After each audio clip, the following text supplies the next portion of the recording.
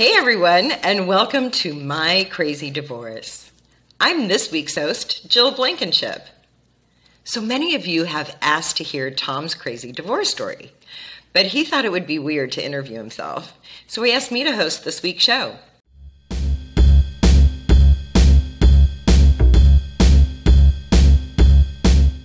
I'm a failure as a husband, I'm a failure as a man.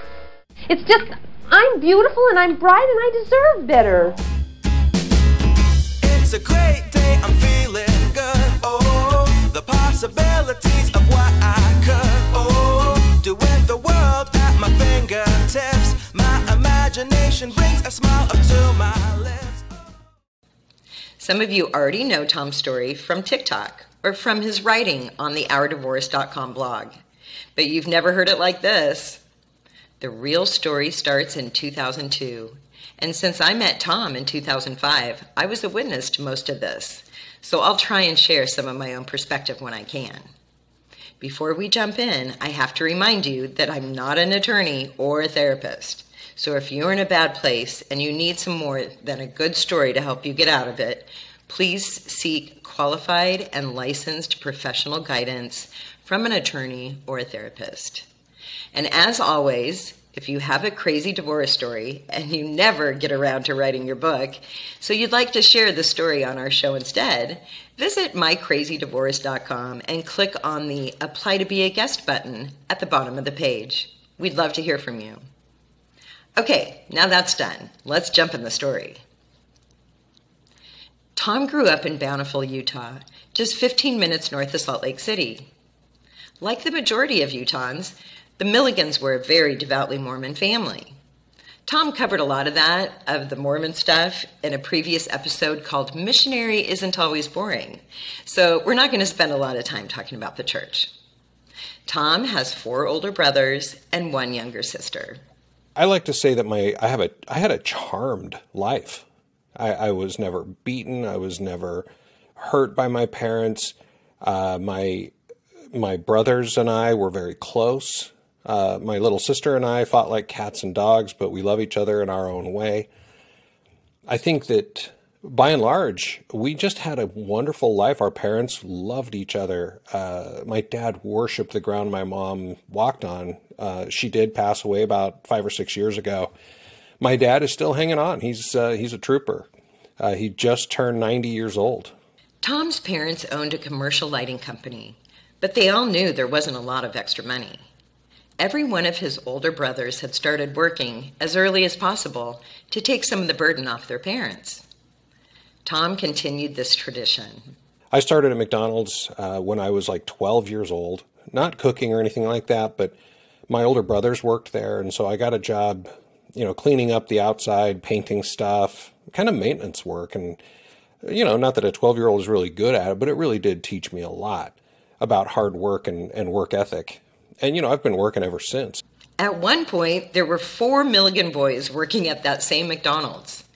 If you're watching this on YouTube, I've included a couple of pictures from those days at McDonald's, including one of Tom and his brother Dave, who will come up later in our story.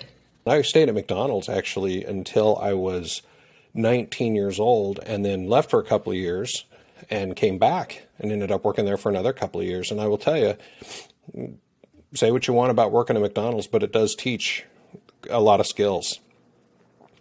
But that's where I found most of my friends. In fact, my closest friends to this day are the guys that I worked with at McDonald's. And in fact, that's where I met most of the girls that I dated. I only went out with a couple of girls from my school, but I went out with lots of girls that I met at McDonald's. Maybe they just liked the uniform, polyester. I can promise you, it wasn't the polyester, Tom. As Tom said earlier, he led a pretty charmed life, and he gives a lot of credit to his parents and the goals they set for their family from the start. When my parents first got married, back in the dark ages, they obviously had no idea how many children they were going to have, let alone how many of them were going to be boys, but they wrote a list of goals for their children or their family. And again, not knowing how many kids they were going to have, they had no idea what they were setting themselves up for, but one of the goals is that they wanted each of their sons to be Eagle Scouts. Again, they didn't know they were going to have 5 sons, so that was an awful lot of work for my mom, mainly. Especially with me, I was the one who didn't really give a crap about scouting. My older brothers all seemed to really get into it. But I often say that my mom got my Eagle Scout for me, but it has my name on it. So yes, I'm an Eagle Scout. I've known Tom for 15, 16 years now, and I can tell you that he's a great man. He's definitely his own person with a strong will, but it doesn't surprise me at all that he's also an Eagle Scout. Growing up as a young man in the Mormon church, and especially in the Milligan household, you're almost expected to serve a mission for the church. We've all seen the guys in the white shirts and the name tags riding their bikes, right? When Tom was 19, he started his 2-year mission. I left on my mission, and I enjoyed literally every minute of that 2 years. And even though I'm not a practicing Mormon anymore, I loved every minute of it and don't regret any part of it. It was probably the greatest learning experience I've ever had from a sales perspective, from learning how to get along with other people, to understanding other belief systems and accepting other belief systems. So I wouldn't trade it for the world. But like I said, I was there for 2 years. I served a mission in Southern California. I spoke Spanish. So yeah, I am relatively fluent in Spanish, even though my vocabulary is dwindling. It's been 35 years since I went on my mission. I didn't know this until recently, but Tom's mission included my hometown of Laguna Beach. So it's possible that he rode his bike past my childhood home. That's crazy. Tom made a decision in 7th grade that college wasn't for him. He knew that meant he'd just have to work harder to get ahead in life, but he decided early on that that was worth it. So when he returned from his 2-year mission, he started working hard. In fact, at one point, he had 3 full-time jobs, sometimes sleeping for an hour or two in his car between jobs, living out of a suitcase, and showering in the gym provided at one of his jobs. One of those jobs was in a call center as a customer service representative. Little did he know that he'd fall in love with the industry and spend the next 31 years building a stellar reputation and becoming an industry leader in the contact center space. I ended up meeting my first wife at work. I worked for a day planner company. And for our younger, for the younger listeners, back when I was 20 years old, everybody carried around these actual paper day planners. They were just big half-sheet calendars, and I can't even believe that they became so popular. But that's where I actually started my career in the contact center industry. I didn't think I was going to be in it for 30 years. But anyway, so Franklin Quest was the name of the company when we met, or when we got married. And we actually had our wedding reception in the Franklin building. We were kind of that Franklin couple, so why not? And it was cheap. They gave it to us, I think, for $50 just for a cleaning fee. So it was a fine wedding. Everything was great. Sounds nice. But we're on My Crazy Divorce, so we know it doesn't end up that way. So what's the deal? And I never really talk about this marriage because, quite frankly, she's a wonderful woman. She is an incredible mother to our 3 sons. But we should have never gotten married. That's the divorce I should talk about, because that one took $40,000 and took 19 months of my life to complete. It was crazy in the sense that I joke about it, but as far as I can recall, the only thing I actually, put air quotes around this, the only thing I actually won in that divorce was a blender.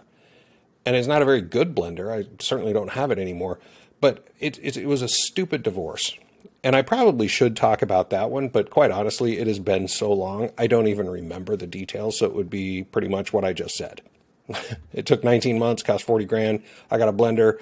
$40,000 and 18 months? I know this was 20 years ago, and he says he doesn't remember many details, but I needed more.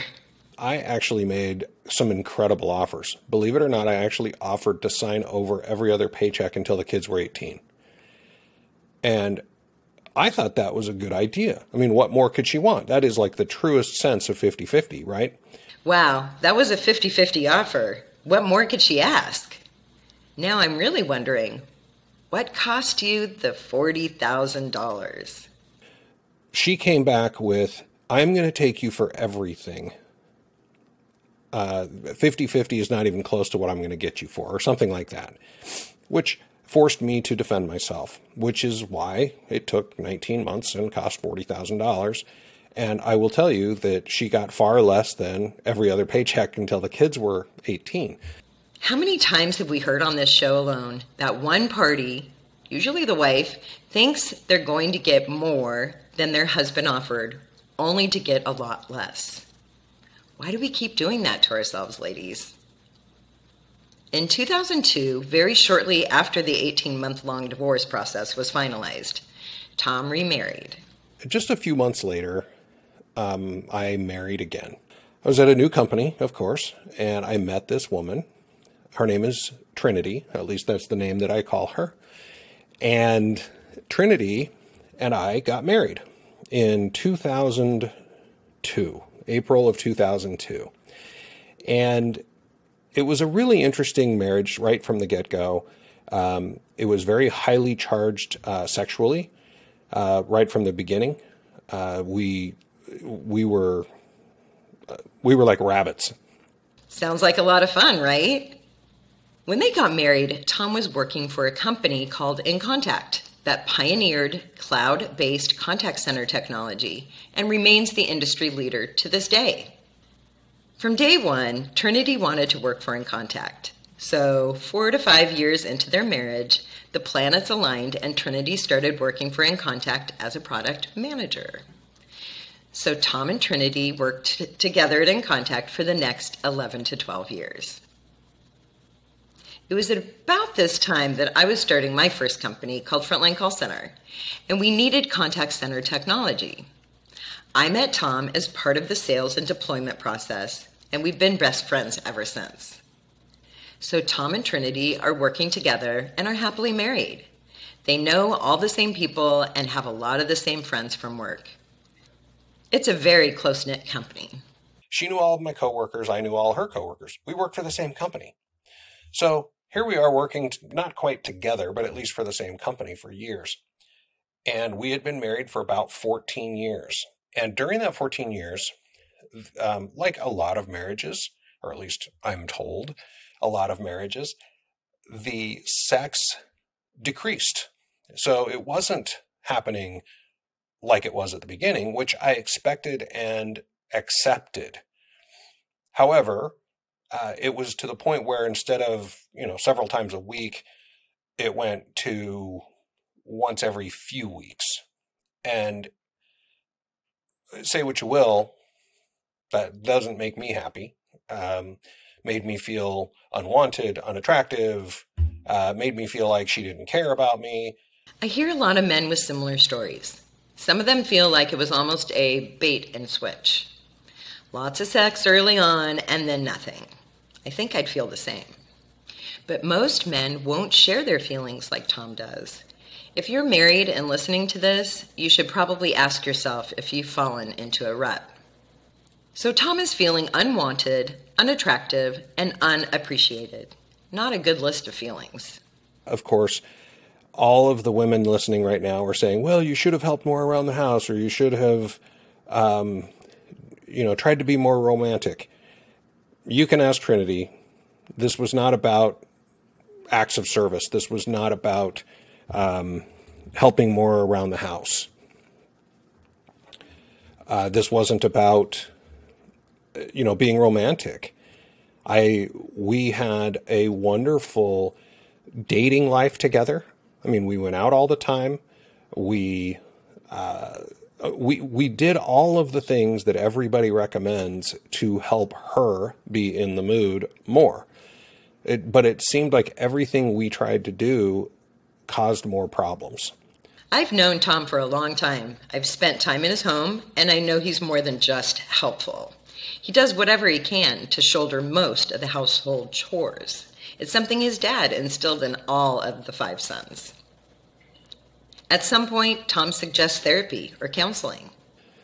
We didn't do therapy, which is something I will regret for the rest of my life, probably.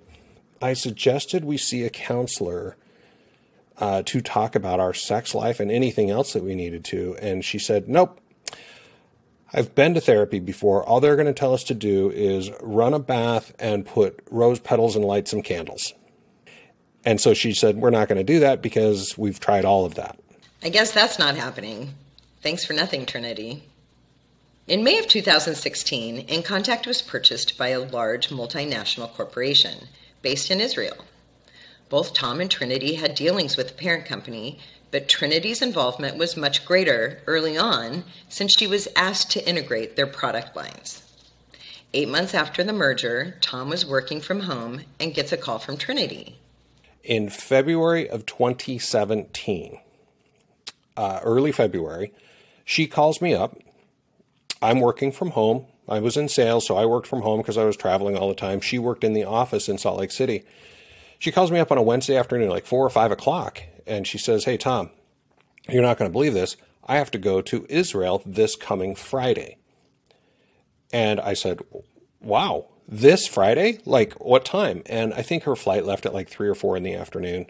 So she said, I need your help to get ready for this trip. Okay, what can I do? She said, well, my old suitcase is not going to do it for me, her carry-on thing. So she said, I've already called Macy's or whatever it was and ordered this to-me bag. Do you think you can go pick it up for me? Tom springs into action. He drops what he's doing to pick up her new suitcase and spends the next 36 hours helping her get ready and pack her things. I don't know if I'll ever understand why it takes some people a day and a half to pack for a trip, but apparently she's one of them. So Friday afternoon comes. I drop her off at the airport, and off she goes. And she's with 6 or 7 people from the company. Every one of them I know. 2 or 3 days into it, she catches a cold.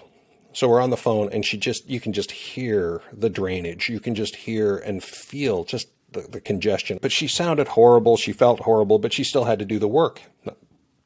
It's what you got to do when you do business travel. She's sleeping as much as she can, but she's sick. And that, it's getting worse and worse every single day. Being sick is awful, but being sick on a business trip in a foreign country, no thanks. But after the week finally comes to an end, she's still sick and has to travel for 16 hours. Tom goes to the airport, and this comes as no surprise to anyone that knows him. He shows up with flowers. So she comes down the escalator, and I'm going to tell you, she looked like hell. And I just felt so bad. She'd been traveling for 14 hours. She was sick as a dog. I hand her the flowers. She's trying to be gracious, and she says, thanks. That's all she said. So I get her luggage, and we go out to the car, and we go home. As soon as they get home, Tom helps her get her stuff inside. She takes some NyQuil and goes straight to bed. So there's Tom at 8:30 on a Friday night with a sick wife upstairs, asleep, and nothing to do but keep the dogs quiet so she can rest. What he does next isn't surprising at all to me. So there's her suitcase sitting there. And I just thought, you know what? I'm just going to do all the laundry. That way we have, this is a Friday. We have all day Saturday. Hopefully she wakes up feeling a little bit better. We can have our Saturday together and do whatever, go shopping, whatever you normally do on a Saturday.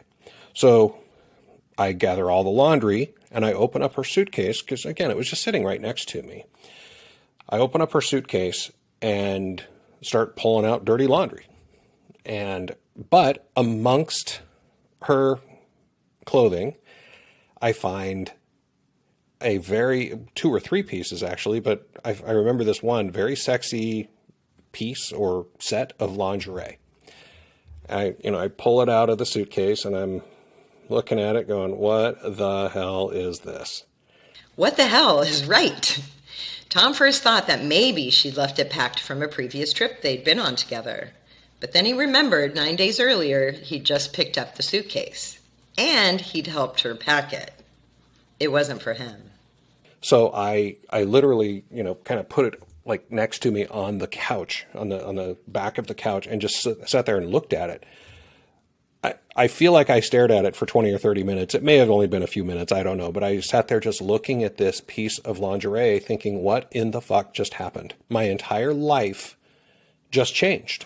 I can just picture my friend sitting on the couch, staring at the lingerie, trying to conjure up any reasonable explanation for the lingerie being in the suitcase. But after nearly an hour, he'd come up empty. He wanted answers. I picked up the lingerie and I walked upstairs to our bedroom. I turned on the light and I said, "What the fuck is this?" I don't blame him at all. Those are questions that can't wait until the morning. You know, according to Benjamin Franklin, nothing is certain but death and taxes. Well, if he saw the divorce rate in our country, he'd probably add that to the list too. But speaking of taxes, I'm old enough to remember life before you could do your taxes online. We had two options way back then: do it yourself or hire an accountant. Now, most of us didn't really need an accountant, but we weren't comfortable doing our own taxes, so we hired an accountant. What a waste. The sad thing is that until now, divorce had those exact same options. You could do your own divorce, or you could hire an attorney. Most divorcing couples don't really need an attorney, but they're not comfortable doing their own divorce, so they end up hiring attorneys. What a waste. But that's all in the past. OurDivorce.com has brought the divorce process out of the dark ages and into the light. Just go to OurDivorce.com and click on Get Started. It costs you nothing unless the process works for you, and even then, it's only $299. So you really have nothing to lose. But if you think an attorney is the best option, get up out of your Barca-lounger, pause Matlock on your VCR, get that sweet flip phone out of your fanny pack, and give them a call. I suggest you check your bank balance first, though, because it's going to cost you. Either way, I hope you're enjoying the show. Now picture the scene. Tom has just gone into their bedroom, turned on the light, and while she was still in half a sleep state, asks why there's lingerie in her suitcase. Personally, I think when you're in that state of mind, where you've just been awakened, you're kind of in that half-awake state. That's when your true colors shine through, because you're not conscious enough to put up a front. So what are Trinity's true colors? So what she says is, "You went through my things?" And I'm just sitting there going, are you shitting me? I'm holding a piece of lingerie that almost proves that you have been screwing around. And instead of addressing the elephant in the room, you try to deflect and blame and put it onto me for going through your things. You've got to be kidding me. Trinity did her best to deflect, but she was caught and she knew it. So a few minutes later, she fessed up. But since deflection hadn't worked, she went to the next tool in her kit: minimization. She finally fessed up and said, yes, I have been having an affair. It doesn't mean anything. It's just sex. Like that's supposed to make me feel better. Tom was pretty sure he knew who she was sleeping with, but he needed to know for sure. Trinity confirmed who it was: a married coworker. He also learned that she wasn't really needed in Israel and that her boyfriend pulled some strings so she could be there. They had sex 3 times that week while she was sick. I mean, I was just crushed. Anybody who's ever been in this situation knows that, that's a knife to the heart. And especially given our non-sexual relationship that we've had for 10 years. I mean, for 10 years, we had more or less just agreed to disagree on the whole frequency of sex. In my brain, I'm going, wait a minute, she won't do me, but she'll do him? Tom is crushed. Adrenaline is pulsing. He's a bundle of nervous energy, so he's pacing in the hall outside their bedroom, just trying to wrap his brain around the fact that his entire world was crashing all around him. He fell to his knees crying. As he knelt, he made a very important decision. I kind of had a vision in my head. Call it a vision, a dream, whatever. In your head, I had this as clear as day. I could see myself going down a road, and there were a fork, two-way fork in the road. One side was this dark, dreary, horrible city, and the other was a beautiful, well-lit city beautiful, happy, green, verdant, blah, blah, blah. And in my mind's eye, somehow I knew that the dark one was life without Trinity. The light one was life with Trinity. So I made the decision, and it only took 5 minutes of finding this all out that I forgave her. I don't know how he was able to do that, but that's Tom. But before he could let her know he'd forgiven her, he had one question. Do you love him? And she said, no, it's just sex. It has nothing to do with emotions. Which, by the way, I don't understand that. I know that there are a lot of guys, especially guys, probably a lot of women too, but there are a lot of guys who just, they can go and screw around and not have any feelings. I don't understand that. She fell to her knees and literally put her hands up here on my chest. She's going like this on my chest, saying, Tom, please forgive me. I will end it right now. I will cut it off. It will never happen again. I love you. I want to be with you. And with that, I let her know that I had forgiven her. Wouldn't it be great if these two could pull this off? You think? Experts disagree on how much information should be shared by the cheater and how much the victim should ask. Tom didn't consult with any experts, but he needed some answers. I learned that they did it in the office. And then they did it in her car. They did it in our bed while I was traveling for work. And when I found that out, I will tell you, I jumped up off that mattress and said, well, never going to sit on this mattress again. And I didn't. So like the very next day, we went out and got a new mattress. And I know that seems silly to some people, but for some reason that was a big deal for me. But I also think it was really interesting. We lived in a gated community. And the fact is, for him to get in there, he had our gate code. And that felt more invasive than anything. Trinity was fighting a cold, jet lag, and night bowl and couldn't keep her eyes open. So that had to be it for the night. At that point, Trinity has been seeing a therapist named Julie for about 6 months, which is just about as long as she'd been sleeping with Chris. Coincidence? Not a chance. Tom called Julie Saturday morning, explained what had happened, and asked if she'd see them as a couple.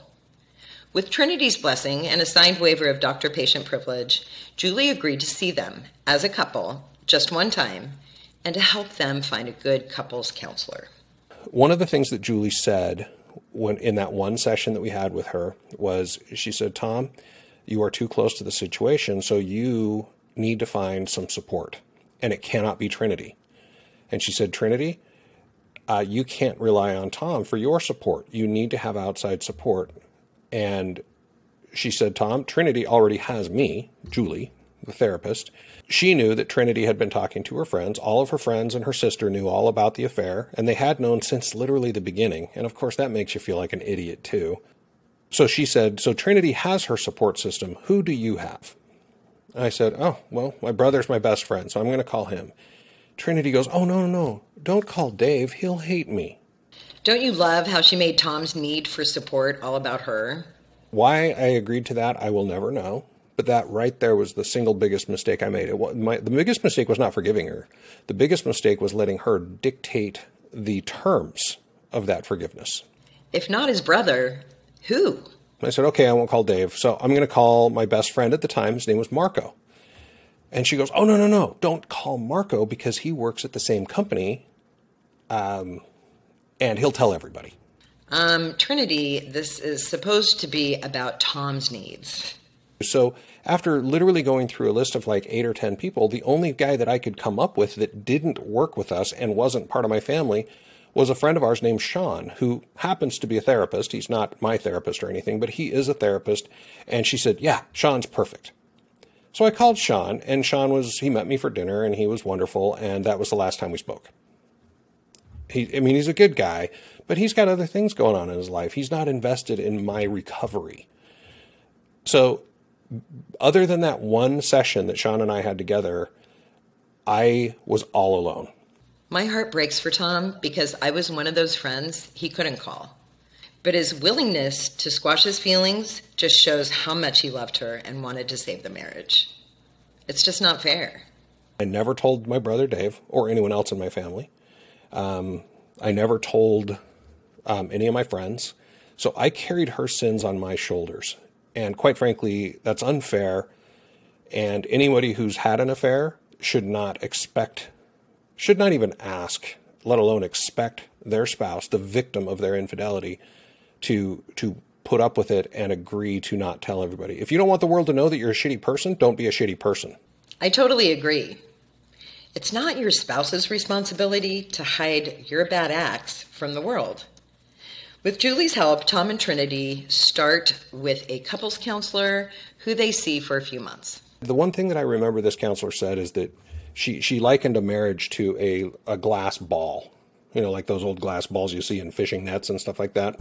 She said, that glass ball has been thrown on the ground. Trinity threw it on the ground when she had an affair, and it broke into a million pieces. What we're doing now is we're trying to put it back together. And quite frankly, it will never be the same. And that's okay. And glue joints are actually stronger than the original. This concept of putting this ball back together is that the pieces, when you glue them together, if they're done right, it will actually become stronger than it used to be. It will never be the same, and you will always see the cracks. You'll always know that it was there, but it will be just as strong or stronger than it was if you do it correctly, and that's what we clung to. Over the next couple of years, Tom did everything he could to rebuild and strengthen the marriage. If you've ever attended one of his live events, you may have heard him say that things like this never hurt any less, but they do hurt less often. In the early days, Tom couldn't even close his eyes without seeing a vision of Trinity and Chris having sex in Tom's own bedroom. Over time, those visuals dimmed, and he would go days without a trigger, then weeks, then months. His reaction to those triggers also became less severe, but some triggers hurt worse than others. One of the more famous reminders that I've done a TikTok about is that about a year and a half after I found out about her affair, we were watching Nurse Jackie. And if you don't know that show, in the show, Nurse Jackie is obviously the main character. She's a nurse, and she was having an affair with a coworker. She had a wonderful family, husband and kids at home, and it was so painful to see that because it hit so close to home. We're just sitting there watching it, and I started tearing up. Now, I wasn't sitting there like, oh, I can't believe this, and I can't believe you did this. I didn't bring it up. I just had a tear running down my cheek.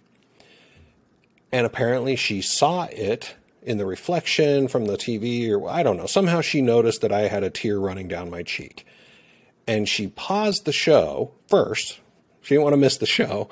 She paused it, turned to look at me and said, Tom, when are you going to grow up and get over it? It happens. I should let you know at this point, even though I've known Trinity for almost as long as I've known Tom, we were never friends, or really even very friendly. She's not a very friendly person. I never understood how Tom and Trinity could even be together. But from the outside, it all seemed perfect. Everyone wanted their relationship. But hearing this story really makes me angry. So while we were never friends before, I really liked her less now. In hindsight's 20/20. I should have left. But I didn't. I loved her. And so we soldiered on. Even knowing Tom and how much he loved her, I'm shocked that he stayed after this. Fast forward another year or so. It's February 2019 in Las Vegas. Tom and Trinity have left in contact and are working for a competitor. The entire sales organization, along with a few others, are at the annual sales kickoff. That's where company leaders teach the sales organization about new product updates, how to sell, and how to beat the competition. There were probably 200 people in the room, 250 people, and they had all of the speakers on the front row. So whoever was speaking that day was going to be on the front row. So we started the day. I was on the front row because I was going to be a speaker. Trinity was sitting right next to me, not because she was speaking, but because we were married. And on the stage was a group of 4 or 5 guys who had all left one of our competitors and were now working for this company. And they were going to go up there and have a panel discussion on how to beat a competitor. One of them was a guy I'd never seen before. I didn't know who he was until they made introductions. Now, I learned later, much later, that this guy, his pseudonym, what I call him, his name is Steve. So Steve was sitting on the stage, and he doesn't know anybody. It's literally his first day. His first day at the company was at the sales kickoff, and he sees Trinity. Now, Trinity's a beautiful woman. Not going to lie, not going to say anything negative about her looks, because she's a beautiful woman. And Steve noticed Trinity, and he elbows the guy next to him, a guy named Chuck, and says, "Dude, who's the hot chick on the front row?" Now, Chuck looks around, and Trinity happened to be the only woman on the front row, so it was easy to narrow down the hot chicks. And he goes, "Oh, that's Trinity Milligan. You see the big guy next to her? That's her husband, Tom." And now, Steve, instead of that being a wake-up call for him to say, "Oh, I'm married, therefore I shouldn't pursue this," he said, "Oh, she's married? I guess I'll have to go about this a different way." What a douche. So that was Steve's, that was Steve. Steve is gross. But remember, Tom and Trinity didn't know about that interaction until months later. Tom has no idea this douche is plotting ways to sleep with his wife. And neither did Trinity. And over the next 2 or 3 days of the sales kickoff, I talked to him a few times, and we ended up working together on several projects. And he seemed like a nice enough guy, kind of off, but a nice enough guy. At this point, Trinity had set up weekly one-on-one Zoom meetings with 10 to 12 people throughout the organization. With Steve on board, Trinity added him to the rotation. So every Wednesday at 3 p.m. Mountain Time, Trinity and Steve would have their weekly call, just like the calls she had set up with the other 10 to 12 people. Tom and Trinity lived in Salt Lake City in a brand new home they designed and had built from the ground up. Steve lived just outside Philadelphia with his wife of 14 years. Tom and Steve were on a call one day that summer, 4 to 5 months after the sales kickoff, when Steve let Tom know that he was actually at one of the ski resorts in the mountains east of Salt Lake at a conference. When I found out he was in Salt Lake, I said, "Hey, what are you doing in Salt Lake?" And he was up at one of the ski resorts speaking at some conference. And I said, "Well, if you have time, we should get together." And he goes, "You got it, when?" Like without any hesitation. I said, "I don't know, what are you doing tonight?" And he goes, "I'll be there." And he just seemed extremely willing. And I thought at the time I was thinking, all right, whatever, he's bored and we're sitting in a hotel room, might as well do this. Well, then I find out, well, this isn't a company expense, and he didn't have a rental car, so he paid $70 each way to Uber from Snowbird to our house in Riverton.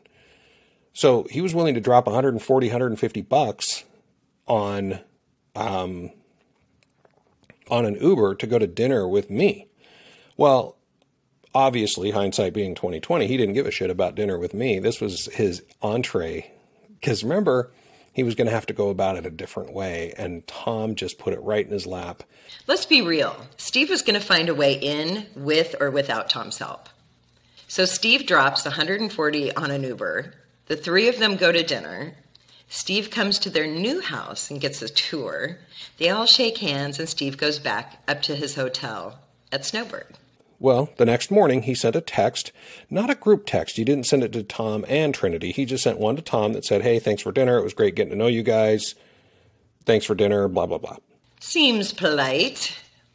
Tom wrote back thanking him for taking the time and expressing similar feelings. Tom had no way of knowing that Steve had sent an identical text to Trinity, or that she'd replied with some information about whatever subject they'd talked about at dinner, or that response would open the floodgates. It was exactly what Steve was waiting for. Over the next 3 or 4 days, they traded over 1,000 texts. Obviously, I don't know what was in those texts. I just know from the phone records. Then they realized what they were doing, and they switched to WhatsApp. Now remember, Tom didn't know all these texts were happening. Trinity and Steve were pretty good about keeping them secret, for a while at least. Tom's first clue that something wasn't right was that those 30-minute weekly calls with Steve started taking longer and longer. First they went from 30 minutes to 60, then to 90, and none of her other meetings changed, and they all had the same agenda. Weird. I started feeling uncomfortable about it. Remember, this is just 2.5 years after I had found out she'd been screwing another guy. So I was, I'd forgiven her, but that doesn't mean you forget. And so I absolutely was uncomfortable, but I didn't want to be that guy that says she can't have guy friends. And so I didn't know exactly what to do about it. Seriously. Tom's between a rock and a hard place. What could he say? He suppressed his discomfort until a Wednesday in October 2019. His day had ended, so he shut down everything in his home office at about 5:30. As he walked past Trinity's office, he stuck his head in to say hello and noticed that she was still on a Zoom call with Steve. 2.5 hours. Still, he didn't say anything. He went outside to sit on the deck and play with the dogs. An hour later, Trinity finished her Zoom meeting and came out to join Tom on the deck. She came out onto the deck and she goes, "Hey, how you doing?" And I said, "To be honest, Trinity, I'm just sitting here trying not to be jealous." I think that's a great way to handle it. What else could he say? But Trinity doesn't agree with me. And she goes, "What the fuck, Tom? You don't get to choose my friends anymore." What? When did I choose your friends? "Oh, you made me break it off with Chris." So her being on her hands and knees, holding her hands up and put them on my chest, saying, "Please forgive me, I'll break it off, blah, blah, blah." Yeah, that's now all my fault. So again, she's projecting this onto me. I said, "You volunteered to break it off with Chris, and that was a condition of our staying together. So I didn't choose your friends. And as far as this goes, I didn't say anything. I said, I'm trying not to be jealous, but clearly I should be jealous if you're going to react this defensively." As you can imagine, the Milligan household wasn't a very pleasant place that night, or the next day. On Friday, Trinity told Tom she just needed space and time to think. I packed up and moved out Friday at noon. I went to the Ramada Inn, room 116 at the Ramada Inn in Draper, Utah. And it was probably the lowest day of my life. I didn't think it could get any lower until I went out Saturday morning to Walmart to buy microwavable meals. And I just remember pushing this cart around Walmart crying. This seriously breaks my heart. Tom is my friend. Now, looking back, I now understand what she needed was space and time to plan her exit. But she said she needed space because she wanted to work it out with me. That's bullshit. She had no intention of working it out with me. None. So I was an idiot for several weeks.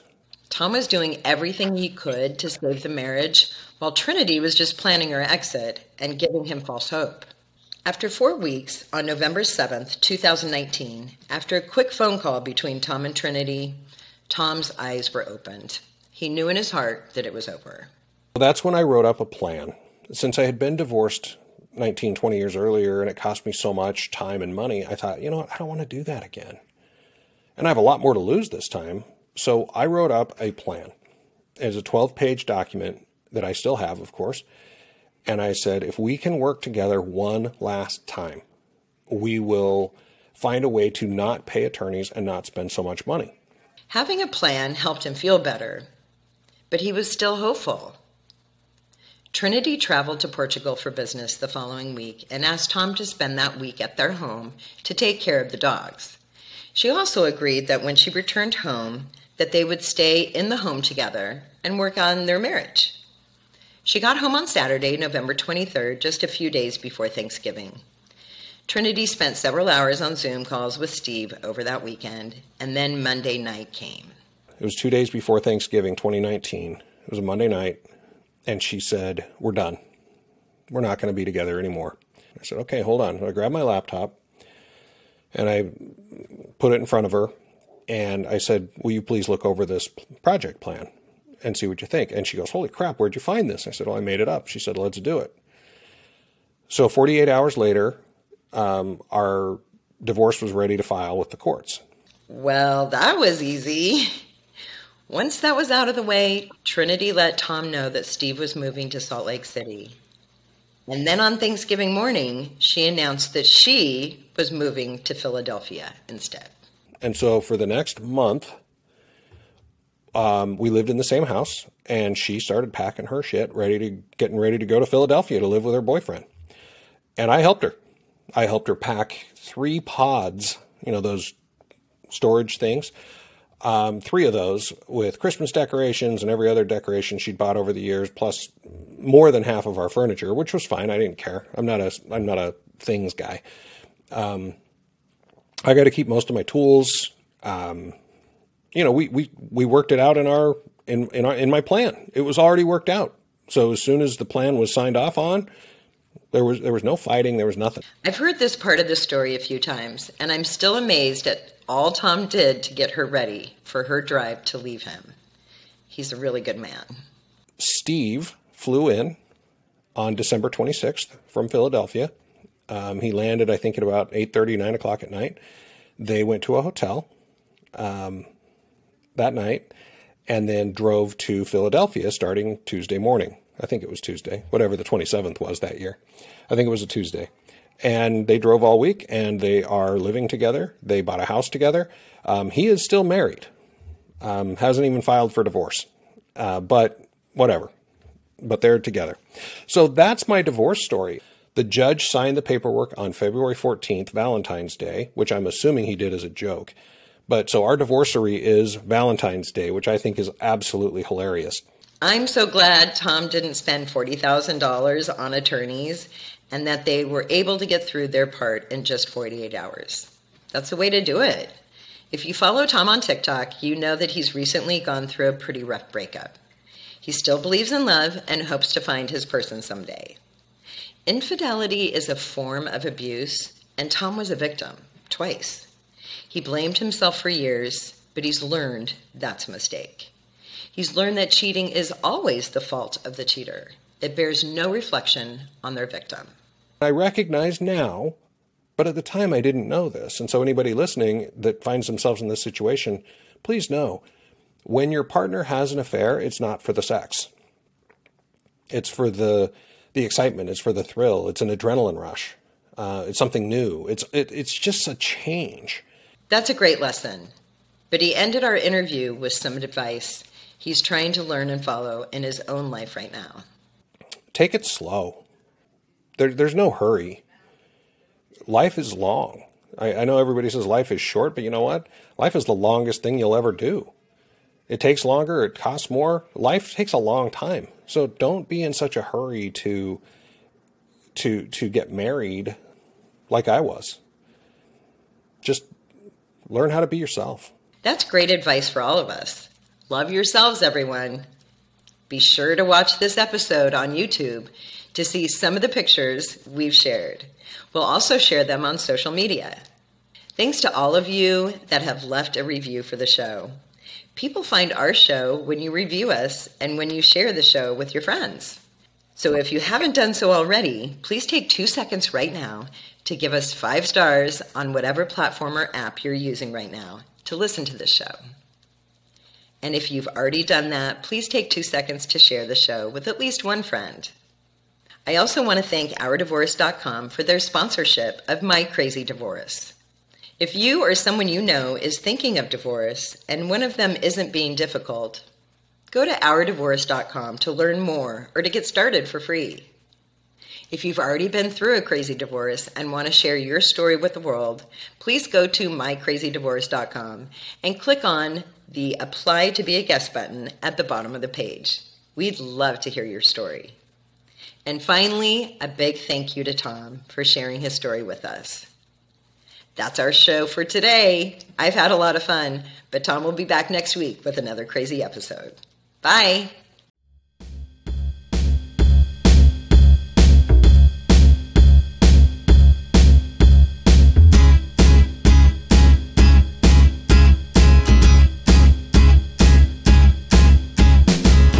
It's a great day, I'm feeling good. Oh, the possibilities